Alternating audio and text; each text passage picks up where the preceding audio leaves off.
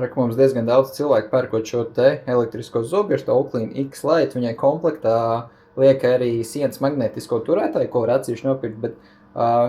mēs jau uzrakstījām preces nosaukumā, ka tas magnēts der tikai konkrētiem modeļiem, un tur preces aprakstā ir uzrakstīt visu modeļu, kam der, un šī te X-Lite, tas sienas magnētiskais turētājs neder, jo šai zobirstē nav iekšā magnēti, līdz ar to viņš neturēsies. Bet mēs to problēmu atrisinājām tādā veidā, ka mums rekur ir šādi te 3D printēti statīvi, viņam apakšā ir caurums, lai ūdens tek no viņa ārā,